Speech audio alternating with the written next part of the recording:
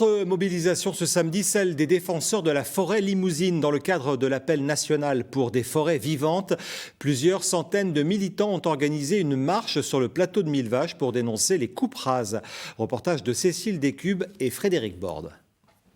Environ 500 personnes au fil de la journée, une marche de 15 km sur le plateau pour dénoncer ce que tous voient ici souvent, les coupes rases dans les forêts. Ce qu'ils veulent, des forêts vivantes. J'ai des enfants, moi j'ai envie de me balader dans des belles forêts et j'ai envie qu'eux puissent avoir un avenir un peu plus sympa que de se balader dans des autoroutes de Douglas. L'idée vraiment c'est d'être dans un mouvement de discussion avec le monde de la forêt, d'échange. Et il y a même des forestiers qui sont présents, donc ça fait plaisir, ainsi que des enseignants et des élus.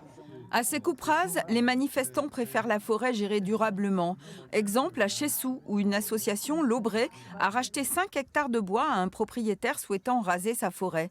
Aujourd'hui, elle veut essaimer jusqu'au plateau de Millevaches. Nous, ce qu'on prône, c'est une futée jardinée, irrégulière, à couvert continu. On prélève les beaux arbres et on laisse le reste se régénérer. On replante, on va peut-être replanter parce que dans certains endroits, on a besoin de planter un petit peu. Et puis, voilà, on va laisser la forêt évoluer.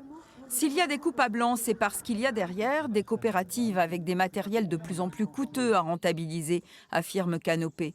Selon cette nouvelle association nationale, les 150 millions du plan de relance iront en partie conforter ce type de gestion des forêts, une hérésie selon elle.